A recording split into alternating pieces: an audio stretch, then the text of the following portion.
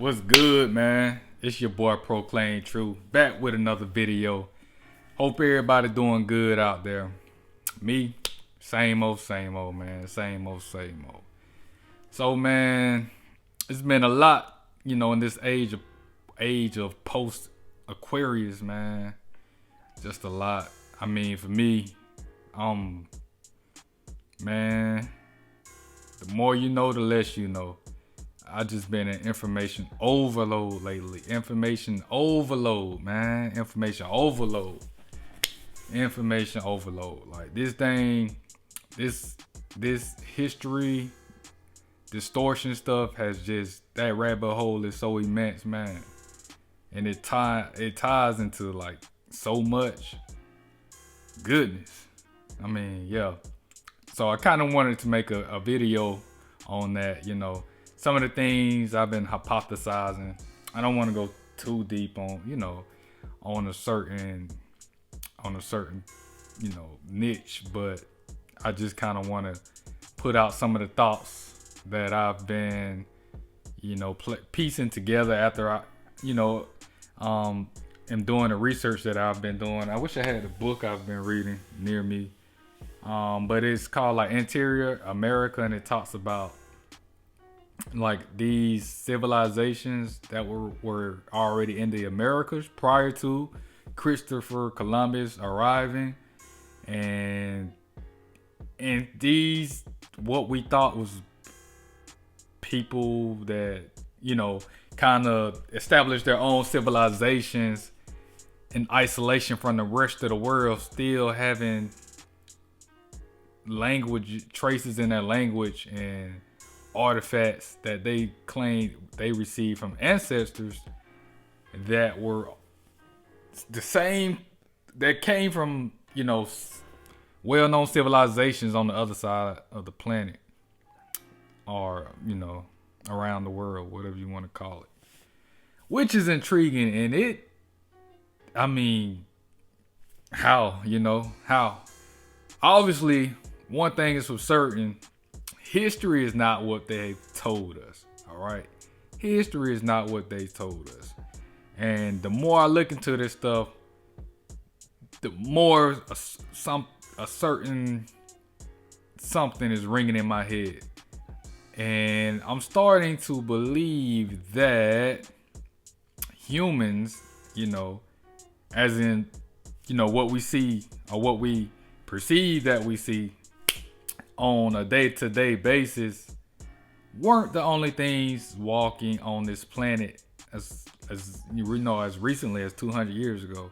I don't know what happened, but it appears that something happened to the point where either like these other entities or these other beings that were like, they were more open to being out around this time in like these past centuries than they are now. I mean, I don't know. Either one or two things happen. Either they just blend in better now, or they went into hiding. And I kind of feel like those were the I guess the authorities in the old world order. And somehow around the time of, Napoleon and all of this stuff around these, these coming out of the dark ages, all of that into like the 18th century, something significant happened that was covered up by the whole, like the governments at the time. Something significant happened. Somehow, I guess humans got control of what was for a long time in the control of these other than human entities. And I know it sounds crazy when I say this. I don't know what to call them. Like I said, I've been having to revisit a lot of my previous theories and kind of update it. Some theories I had to throw out altogether. And I mean, like I said, man, this post Aquarius stuff is real, man. Well, Age of Aquarius stuff is real. So about that, to elaborate more on what I'm saying about this old world order, and I'll do a separate video on that. All right, so yeah, I know a lot of people seen Star Wars. Imagine, you know how the Star Wars universe. You go somewhere like Tatooine inside the Katina or something, and you see all these different aliens of different races and this and that, and all that stuff of that nature, right? I mean, that was a booming, thriving galactic economy, right? But when I examine it, it seems as if the same thing was happening up until around, the 18th, 19th century. Then something happened and humans are like running the show now. And there's a saying, well, instead of me saying the saying, just imagine this, right? And I'm just gonna put out some things that make me. The reason why I'm thinking along these lines. I'm about to tell you why. One, all right, humans, in the modern era, we fight amongst each other, right? A president once said, if we were threatened by an outside, force like an extraterrestrial or something, the world would come together, right? The world would come together. And he sounded pretty sure of that. And and I say that to say this. So imagine if it's human nature to find a conflict. Like, it's almost we have to be in a perpetual state of conflict. Like, if we don't have an enemy to find, we will find an enemy amongst ourselves, right? So it seems as if the whole world was fighting against something else up until the 1800s, and then boom, that something happened to them where they had to like bag off. All right, we're or they emulsified, or they went incognito and blended into the human society, so that humans could no longer like just it wasn't obvious that they pointed it out, or they went into hiding and started pulling strings from the shadows. But one thing's for certain, like, their populations dwindled. I don't know what happened. I don't know whether it had something to do with the climate, the ecosystem, because a lot of things changed around that time. In fact, it's proof. I'm not gonna say it's proof, but I mean, if we look at all these maps, we had some kind of cataclysmic climate change with the freezing of Antarctica, because maps around the 1500s all show Antarctica as a Greenland, But stay with me. I'm trying to go somewhere with this. All right, just stay with me. So whatever happened, that was the turning point from the old world order going into the 20th century. We start hearing about this new world order. Like, what made the new world order, huh? But I could tell you more from a biblical, from the ancient book, the Bible and everything. When when the old world order was established, when it was perpetuated, was with Nimrod. Nimrod was a human, but somehow he turned himself into something else, almost like a Nephilim or such. But I don't know how he did it, but he did it, all right. And there's a story. I don't hear too many people talk about it. I got to do more research on it. It's about the coat of skins that God gave Adam. People think it was like clothes. Nah, it was something more significant than that. It was something different. And the story goes, Nimrod got a hold of it some kind of way. That's how he was able to transform himself into something greater than a man. But anyway, so Nimrod, that's the story of the old world. Once they landed in the new, I guess after the great, flood and everything, they started building these cities, one tongue, one currency, one world order, right? And they were so good at it, they started building this tower, and they became prideful, instantly wanted to go take over heaven. I'm like, y'all haven't even been here good enough time. Y'all already, rebelling against God. Human nature again, to the point where God had to come down himself and like destroy the tower and confuse and mix the tongue so that they couldn't come together and do it again. And that's pretty powerful. I know I say this all the time, but I think that just go over a lot of people's head. That just go over a lot of people's head when I say that, the Tower of Babel. And it shows how powerful humans are, especially when we come together on one accord. You know what I mean? And then that's when, each people that could understand each other went their own way in their own, whatever. Went and formed their own little nations or whatever. And from that, you had and all of that, blah, blah, blah, blah, blah. All right, so that was and then you start seeing those nations like all those Canaanites, and you see all those the children of Anak. That's when we start seeing not like Titan-sized giants, but we start seeing like like the 20-foot, the 50. I say the 50 to 15-foot giants. Like each generation, they got smaller and smaller, but they were nothing like the Titans before the flood. Nothing like those guys. But those guys persisted. If you know biblical stories, they would never cut off completely, and they will always come back to bite whoever disobeyed God, and then wipe out the total, the whole lineage and every single, gruesome as it sounds, man, woman, child, or they allowed somebody to survive, it would, generations later, it would come back to bite, the Israelites and everything. And I can guarantee you the job, that bloodline persisted, and it persists until this day. Now, are they giants? I mean, we have strong evidence to suggest that a lot of giants do exist to this day. But on the same token, not to say because somebody was a giant that they was of that bloodline, or if somebody is of that bloodline, they are, automatically evil. Because, that's a whole nother story. But, Adam was a giant compared to, humans of today, or that bloodline of today. People in general, like the world was, everything was a giant. You know what I mean? Animals were giant. Every single thing was giant. It's almost like we're devolving. Like I say, we think we're getting smarter. We think we're living longer. These guys living 900 years. So you tell me how we're. It's a clock. It's a biological clock. We're getting smaller. We're really getting dumber.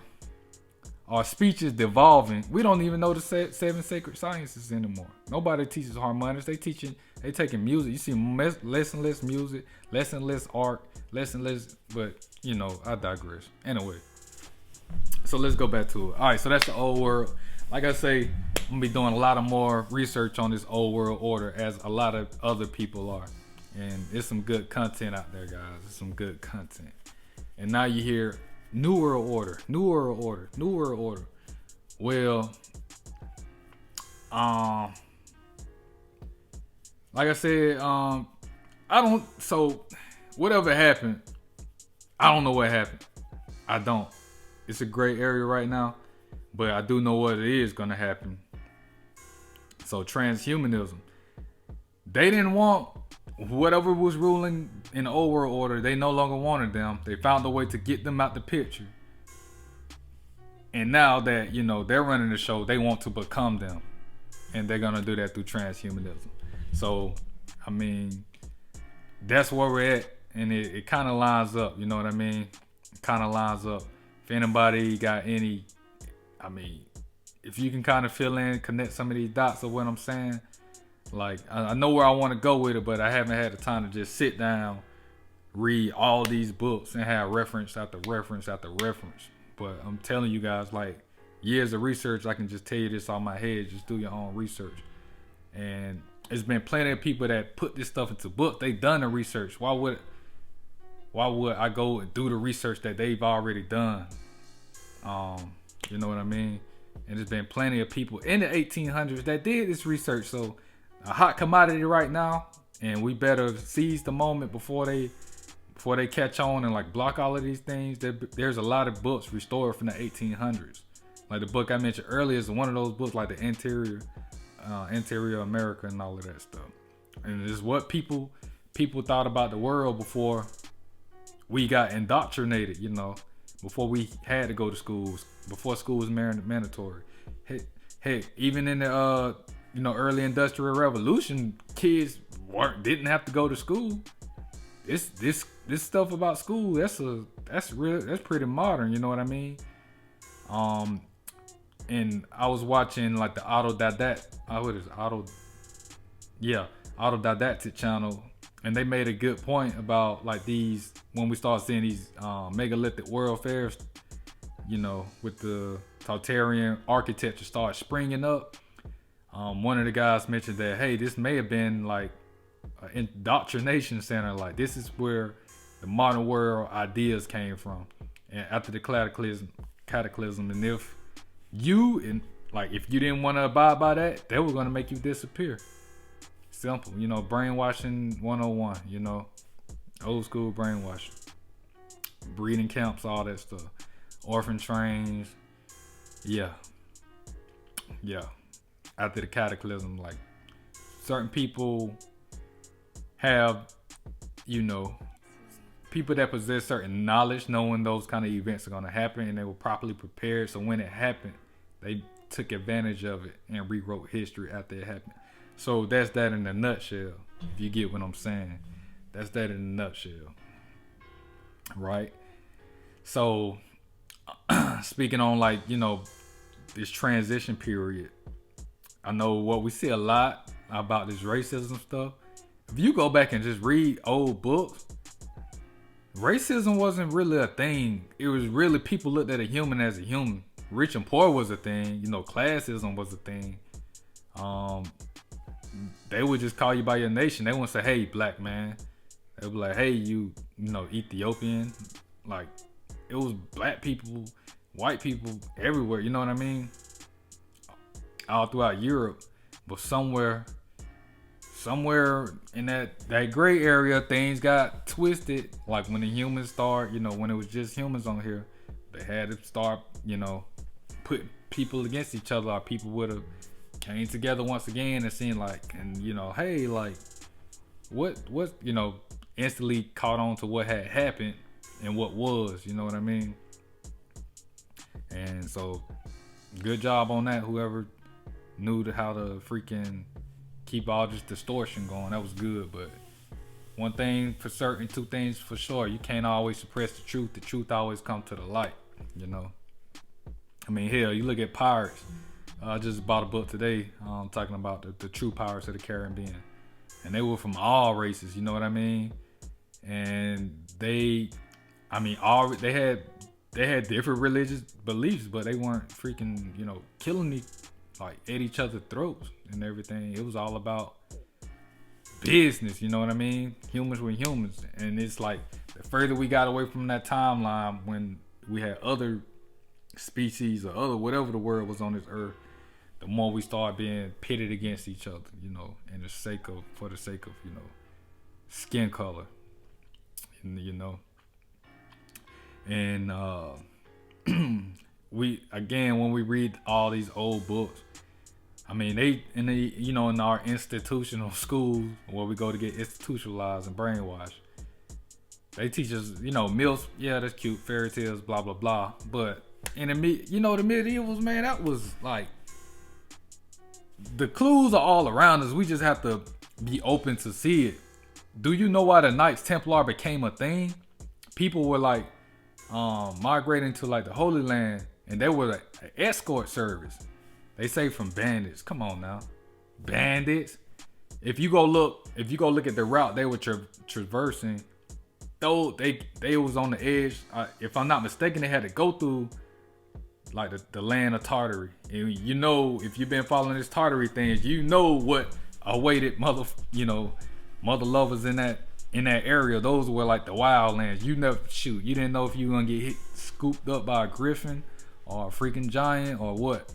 You never knew. And like I said, a lot of those things still existed back then. That's why like medieval times is like filled with fairy tales, because all of that stuff was still permanent. It wasn't no, you know, it wasn't none, shoot. That was real life, man. That was real life stuff. That's before science, because back then they called it magic. they call them sorcerers and everything. Now they just call everything in science. You know what I mean? What happened to all the sorcerers? Tell me that. What happened to all the sorcerers? The last sorcerer, what's his name? Aleister Crowley. Was he not a scientist? Did his apprentice not go work with an organization? Did that not become a government institution after this quote unquote sorcerer apprentice opened up a portal or a black hole and didn't know how to close it? Did they not put a institution, a federal institution around that, which is now known today as Area 51? Do your research, man. Do your research. But I'm not gonna speak too much on that. Not gonna speak too much on that.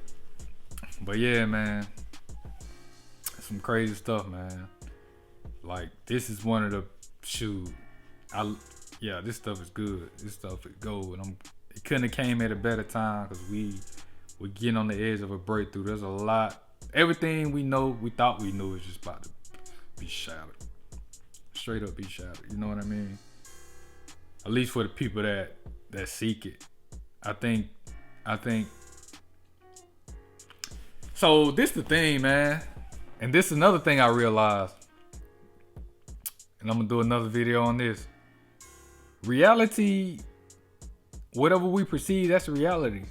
They have to control what we think, because if we are perceiving the same thing, we manifest it. So they control your mind to manifest what they need. It's almost like humans are being harnessed for power.